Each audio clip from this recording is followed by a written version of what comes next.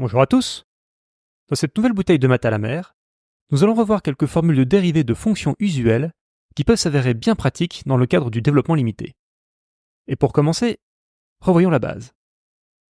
Lorsqu'une fonction est égale à un nombre, la fonction dérivée associée est égale à 0. Ainsi, pour la fonction b de x égale 3, sa dérivée, b' de x, renvoie tout simplement le nombre 0. Il en va de même de la fonction c de x, ici qui est égale à moins 5. Moins 5 étant un nombre, la fonction dérivée associée est bien 0. Dans les fonctions basiques, on retrouve également la fonction identité.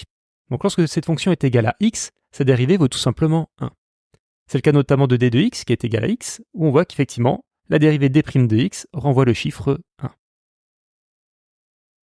Bien évidemment, il est possible de combiner ces deux formules à travers ce qu'on appelle la linéarité.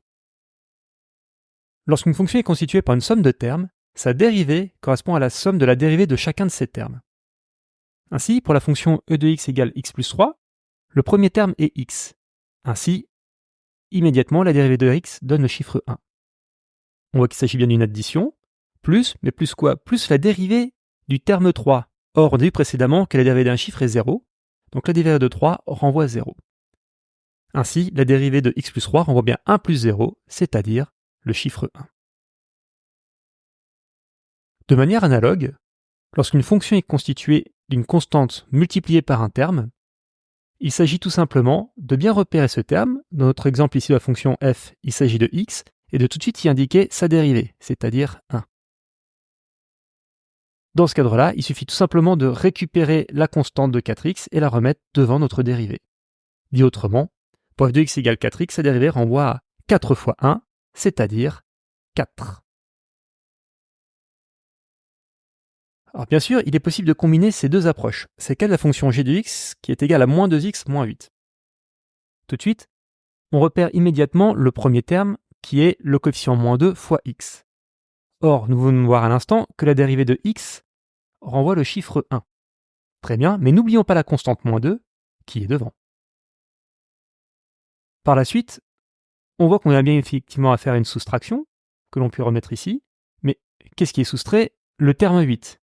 Or, même chose, nous avons vu précédemment que la dérivée du nombre 8 était l'élément 0. Ainsi, la dérivée de moins 2x moins 8 renvoie bien moins 2 fois 1 moins 0, c'est-à-dire moins 2. Voilà, maintenant que nous avons fait quelques rappels de base sur les dérivées, voyons des fonctions plus intéressantes. Et sans plus tarder, abordons notamment le cas du logarithme népérien. Lorsqu'une fonction est constituée d'un logarithme népérien imbriquant un terme, la dérivée de cette fonction est égale à la dérivée de ce terme que divise le terme avant sa dérivée. C'est peut-être plus simple avec un exemple. Considérons la fonction h de x égale ln de x.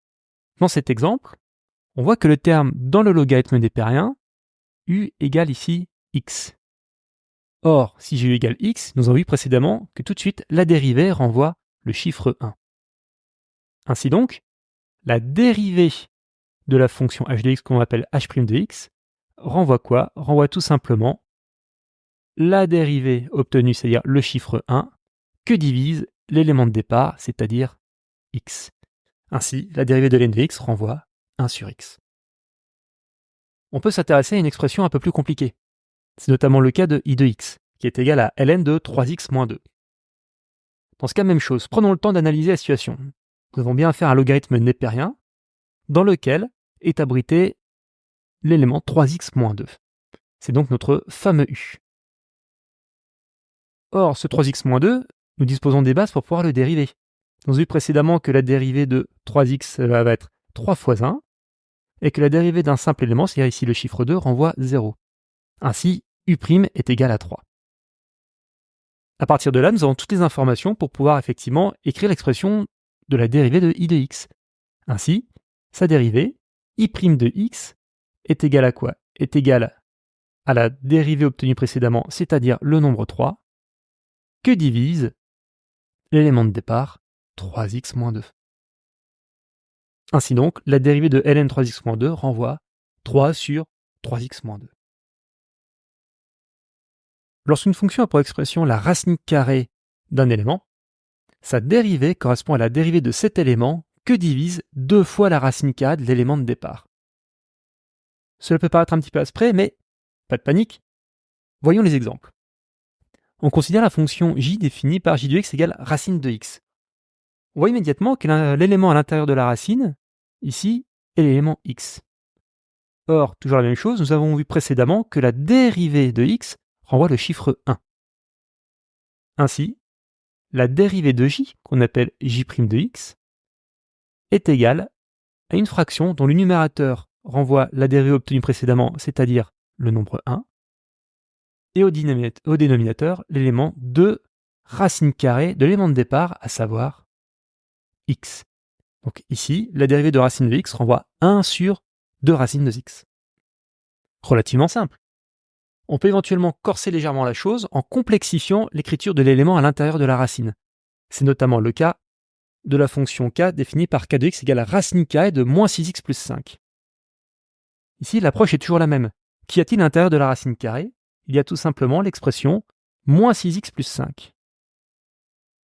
Or, même chose, nous avons vu toujours précédemment que la dérivée de x était 1, mais attention, on n'oublie pas la constante qui est devant, donc c'est bien moins 6 fois 1, plus, ici la dérivée de 5, 5 étant un nombre, on a vu que ça doit renvoyer 0.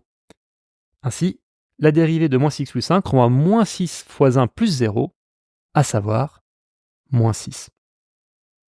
Donc maintenant que nous avons les éléments, nous allons pouvoir déterminer l'expression de la dérivée de k, qui ici est égale à un quotient. Qu'y a-t-il au numérateur? La dérivée obtenue, c'est-à-dire moins 6, et qu'y a-t-il au dénominateur? Le 2 racine carrée de l'élément de départ, à savoir moins 6x plus 5. Ainsi donc, la dérivée de racine carrée de moins 6x plus 5 renvoie moins 6 que divise 2 racine de moins 6x plus 5. Après avoir vu les formules renvoyant des fractions, voyons dès à présent les formules qui renvoient à des produits. Et pour ce faire, abordons probablement la plus simple d'entre elles, qui est la fonction exponentielle. Dans une fonction à pour expression exponentielle d'un élément, sa dérivée renvoie la dérivée de cet élément fois exponentielle de ce même élément. Bon, ça fait beaucoup de fois le mot élément dans une même phrase. Mais encore une fois, pas de panique. Voyons à travers ces exemples. Prenons le cas de la fonction L définie par L de x égale exponentielle x. Immédiatement, on voit que l'élément d'un exponentiel est ici le terme x. Or, toujours la même chose, on a vu précédemment que la dérivée de x renvoie le chiffre 1. Ainsi, la dérivée de ma fonction L, que l'on va appeler L' de x, est égale à quoi? Elle est égale à la dérivée obtenue, c'est-à-dire ici le chiffre 1, fois exponentielle de l'élément de départ, à savoir ici exponentielle. Bon, ça peut paraître relativement simple, et ça l'est pour le coup. La dérivée de la fonction exponentielle est très simple, et même quand l'expression est un peu plus compliquée, comme le cas de la fonction m, on va voir qu'effectivement c'est toujours la même mécanique. Donc prenons le cas de m de x égale exponentielle moins 4x moins 5. Toujours la même chose. L'élément à l'intérieur d'exponentielle, ici, est moins 4x moins 5. Or, encore une fois, on l'a vu précédemment, la dérivée de l'élément x renvoie 1, mais attention, on n'oublie pas la constante devant qui est ici moins 4, et la dérivée de 5 est tout simplement ici 0. Ainsi, moins 4x moins 5 a pour dérivée moins 4 fois 1 moins 0, c'est-à-dire moins 4. Donc maintenant que nous avons tous les éléments en main, on va pouvoir enfin déterminer l'expression de m' de x. Et ici, cette expression, quelle est-elle? C'est tout simplement la dérivée obtenue, à savoir moins 4, fois l'exponentielle de l'élément de départ, ici, moins 4x moins 5. Ce schéma de formule, u' fois exponentielle u, peut être adapté à un certain nombre de fonctions. On va retrouver la même mécanique dans le sein des fonctions trigonométriques. Parmi ces fonctions, nous allons nous intéresser à la fonction sinus et cosinus. Mais voyons tout d'abord sinus. La dérivée de sinus u renvoie u' fois cosinus u. Donc on retrouve quelque chose de similaire par rapport à exponentielle. Par contre, le sinus se transforme en cosinus. Alors comment est-ce qu'on pourrait éventuellement retenir ce truc-là? Il y a une astuce. Il y a une astuce qui remonte au cercle trigonométrique, qui est ce fameux cercle de rayon 1, et dont, quand on regarde avec un repère, l'abscisse porte cosinus et leurs données portent sinus. Que veut dire dériver par rapport à ce cercle? Ça signifie tout simplement de faire une rotation de 90 degrés, ou encore pi sur 2 pour les puristes. Ainsi, si je cherche à obtenir la dérivée de sinus, je vais partir de sinus, pivoter de pi sur 2 radians, et je vois qu'effectivement j'arrive à cosinus. Donc dit autrement, l'arrivée de sinus renvoie cosinus. Mais voyons maintenant des exemples détaillés. Prenons l'exemple de la fonction n, qui a pour expression n de x égale sinus x. Immédiatement, on voit qu'à l'intérieur de ce sinus, nous avons l'élément x. Et encore une fois, la dérivée de x, vue précédemment, correspond au nombre 1. Donc, ainsi, la dérivée n' de x, elle est égale à quoi? Elle est égale à la dérivée obtenue, c'est-à-dire 1, fois le cosinus de l'élément de départ, à savoir x. Donc on a quelque chose de relativement simple, qui évoque vraiment la fonction exponentielle. Et même si l'élément à l'intérieur du sinus est un peu plus compliqué, on va voir que c'est tout aussi simple. C'est d'ailleurs le cas de la fonction O qui a pour expression sinus de 9x moins 4. Qu'y a-t-il à l'intérieur de ce sinus? Encore une fois, on retrouve ici le terme 9x moins 4. Or, c'est toujours la même chose. Quelle est la dérivée de cette expression? La dérivée de x, c'est bien le chiffre 1. Mais comme nous avons la constante 9 devant, il ne faut pas oublier de la réécrire. Moins quoi? Moins la dérivée de 4, c'est-à-dire 0.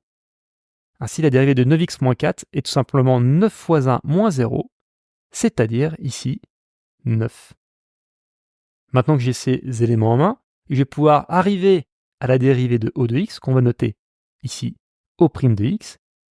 Et que vaut O' de x?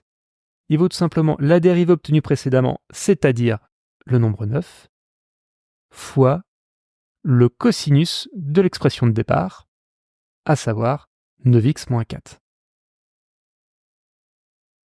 Donc on voit que l'approche est relativement simple, mais surtout c'est exactement la même approche que pour la fonction cosinus u.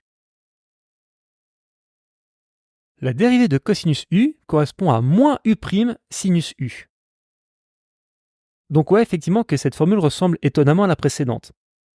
Toutefois, une petite particularité, on a un signe moins qui apparaît. Mais pourquoi est-ce qu'il apparaît? Toujours pour la même raison. Retournons à notre cercle trigonométrique. Nous l'avons dit précédemment, effectuer une dérivée de fonction trigonométrique revient à faire une rotation de 90 degrés ou pi sur 2 radians, ce qui est encore une fois la même chose. Or, cette fois-ci, mon point de départ est cosinus. Donc si je pars de cosinus et que je fais ma rotation toujours dans le sens horaire, on arrive une nouvelle fois sur l'axe des sinus, mais dans la partie négative. Il est donc là le truc pour retenir le signe moins. Toujours penser à faire sa rotation dans le sens horaire. Maintenant qu'on a vu cette astuce, concrètement, ça donne quoi une dérivée de fonction cosinus? Prenons l'exemple de p de x qui est égal à cos x. Toujours la même mécanique, ça ne bouge absolument pas. Qu'avons-nous à l'intérieur du cosinus? Nous avons l'élément x. Et quelle est la dérivée de cet élément? Encore une fois, le nombre 1. Ainsi, la dérivée p' de x a pour expression la dérivée obtenue, à savoir le nombre 1, que multiplie le sinus de l'élément de départ, c'est-à-dire ici x. Et bien évidemment, on n'oublie pas de rajouter le moins devant l'expression. Ainsi, la réponse est bien moins 1 fois sinus x. Et encore une fois, ça marche pour des expressions un peu plus compliquées. Regardons par exemple la fonction q, située à la droite. Nous avons q de x égale cosinus 7x plus 3. On reprend toujours la même méthode. Qu'avons-nous à l'intérieur de cosinus? Nous avons 7x moins 3. Comment peut-on dériver 7x moins 3? Toujours de la même façon. On sait que la dérivée de x, c'est le nombre 1. Oui, mais attention, n'oublions pas la constante 7 fois 1. Et quelle est la dérivée du nombre 3? Encore une fois, je vous laisse deviner, c'est 0. Ça ne bouge pas. Donc la dérivée de 7x plus 3 renvoie 7 fois 1 plus 0, c'est-à-dire le nombre 7. Et voilà, on dispose de u, 7x plus 3, on dispose de u', 7. Nous allons pouvoir enfin déterminer la dérivée de q, à savoir q' de x. À quoi est-ce qu'elle correspond? Elle correspond à la dérivée trouvée précédemment, c'est-à-dire 7, fois le sinus de l'expression de départ, à savoir 7x plus 3. Et pour être complet, on n'oublie pas le signe moins qui est à rajouter devant. Maintenant que nous avons vu les fonctions trigonométriques, il est temps de s'intéresser à la fonction puissance. Qu'appelle-t-on fonction puissance? C'est tout simplement une expression élevée à la puissance n. Et ainsi, sa dérivée s'obtient comme suit. Cela va nous donner n fois la dérivée de cette expression fois cette même expression puissance n-1. Bon, alors effectivement, celle-ci elle est un petit peu compliquée de prime abord, et pourtant, nous allons voir qu'elle est relativement simple. Regardons le premier exemple, la fonction r définie par r de x égale x puissance 8. Simplement, par première lecture, on voit immédiatement que la puissance petit n, ici, est égale à 8. Maintenant, quelle est l'expression u? L'expression u, c'est ce qui reçoit la puissance. Donc ici, en l'occurrence, c'est bien le terme x. Or, c'est toujours la même chose. Quelle est la dérivée de x? La dérivée de x est le nombre 1. Ainsi, nous connaissons n, nous connaissons u, nous connaissons également u', nous pouvons appliquer la formule de dérivée qui permet d'obtenir l'expression de r' de x. Quelle est cette expression? Il s'agit tout simplement de la puissance, c'est-à-dire 8, que multiplie la dérivée obtenue précédemment, c'est-à-dire 1, que multiplie quoi? L'expression de départ, à savoir ici x, puissance quoi? Puissance 8 moins 1. Et si nous réduisons un tout petit peu, 8 fois 1, pas de surprise, ça fait 8. 8 quoi? 8 fois x puissance 8 moins 1, 7. Nous allons donc trouver la dérivée de x puissance 8. On peut corser un petit peu la chose avec une expression un peu plus compliquée. C'est notamment le cas de la fonction s, définie par s de x égale moins 2x plus 7 puissance 15. Alors puissance 15 peut être effrayant de prime abord, et pourtant on va voir qu'effectivement, quelle que soit sa valeur, la méthode reste la même. Ici, prenons le temps de l'analyse. Que vaut la puissance? On l'a dit à l'instant, elle vaut 15.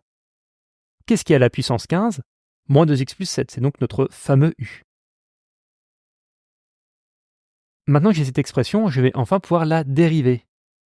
Encore une fois, la dérivée de x, ça fait 1. On fait attention, devant le x, j'ai la constante moins 2, donc c'est bien moins 2 fois 1. Et quelle est la dérivée du nombre 7? Ça reste toujours 0. Ainsi, moins 2 fois 1 plus 0, je te le donne en mille, ça fait moins 2. Donc encore une fois, on a n, on a u, on a u', on a tous les éléments pour pouvoir déterminer l'expression de s' de x. S' de x.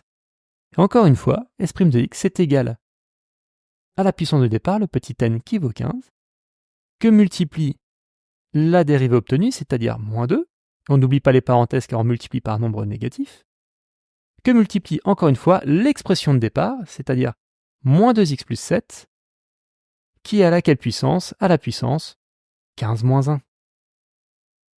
Et la formule est appliquée, le reste n'est que calcul.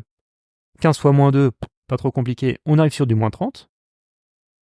Moins 30, mais moins 30 quoi? Moins 30 facteur de moins 2x plus 7, puissance 15 moins 1, c'est-à-dire 14, et c'est terminé.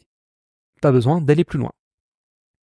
Donc on l'a vu, la formule peut sembler un peu compliquée, et pourtant, dès le moment où on l'applique, tranquillement, avec méthode, aucune chance de se tromper.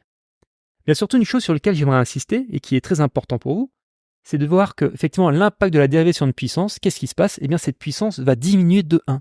Si je prends la fonction r, j'étais puissance 8, à l'arrivée, je suis à puissance 7. Et si je prends la fonction s, au départ puissance 15, à l'arrivée, puissance 14. C'est-à-dire que dériver ne fait que diminuer de 1 la valeur de la puissance. Et c'est un petit truc qui permet de savoir si on s'est trompé ou pas. Voilà, maintenant que nous avons vu quelques rappels autour des fonctions les plus communément rencontrées dans le cas du développement limité, il manque le dernier point à revoir qui correspond à la dérivée d'une multiplication de fonctions. Comment fait-on pour dériver une fonction qui est constituée d'un terme u fois d'un terme v? L'expression de cette fonction, ça a donné u' fois v plus u fois v'. Qu'est-ce que ça veut dire? Le mieux, encore une fois, partons toujours d'un exemple. Donc, prenons le cas de la fonction t définie par t de x égale exponentielle moins 4x moins 5 fois ln de 3. Dans cette expression, tout de suite, on identifie le premier élément, qui est ici, exponentielle moins 4x moins 5. Donc c'est lui que nous allons appeler petit u. Or, si tu as été attentif aux exemples donnés précédemment, tout de suite, tu es capable de déterminer sa dérivée.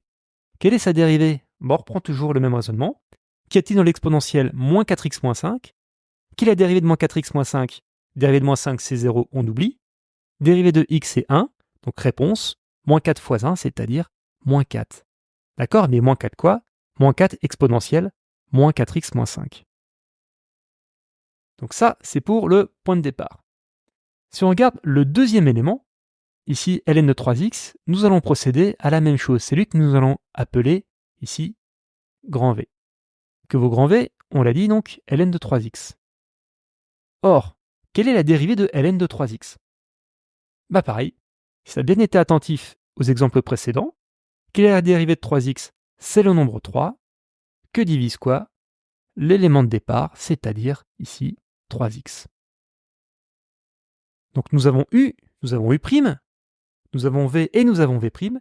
Nous pouvons ici déterminer la dérivée de la fonction tx. Donc que vaut t' de x? D'après la formule u'v plus uv', donc allons-y, recompilons les éléments. U' nous a obtenu moins 4 exponentielle moins 4x moins 5, d'accord, fois v de x, donc ici le v c'est fois ln de 3x, plus quoi? Plus u fois v' de x, donc u exponentielle moins 4x moins 5, moins 4x moins 5, que multiplie quoi? V' de x, en l'occurrence 3 sur 3x. Nous avons donc déterminé l'expression de la dérivée de t. Bon, à partir de là, plusieurs possibilités. Soit effectivement, on vous demande simplement la formule et on pourrait s'arrêter là. Quoique, on pourrait éventuellement effectivement simplifier le 3 sur 3x, un 3 en haut, un 3 en bas, il reste 1 sur x. Et éventuellement, on peut vous demander de mettre ce genre de choses sur le même dénominateur ou éventuellement de factoriser. Donc tout dépend de la suite de l'exercice. Mais en tout cas, nous avons bien réussi à appliquer ici la formule de la dérivée d'une multiplication d'éléments. Voilà, j'espère que ce petit rappel t'aura fait du bien. Donc tu as vu, il y a beaucoup de formules, mais quand on prend le temps de se poser, quand on prend le temps de noter patiemment qu'est-ce que U, qu'est-ce que U', on s'aperçoit qu'en fait c'est relativement simple à les appliquer. Donc après, il reste juste à gagner effectivement en aisance de calcul, et tu vas voir que très rapidement, tu vas prendre une certaine forme de plaisir à faire tes dérivés. Une fois que ça va être automatique, tu vas plus forcément y réfléchir, et spontanément, tu vas te mettre à déterminer les réponses tranquillement, patiemment, et tu vois que cette forme d'aisance, cette forme de satisfaction dans le développement, au bout d'un moment, c'est satisfaisant, il n'y a pas d'autre terme. Il ne reste plus qu'à bien assimiler les formules, et puis derrière, à faire quelques applications, c'est notamment la bouteille à la mer suivante, avant d'enfin de rentrer dans le vif du sujet qui sera vraiment le développement limité.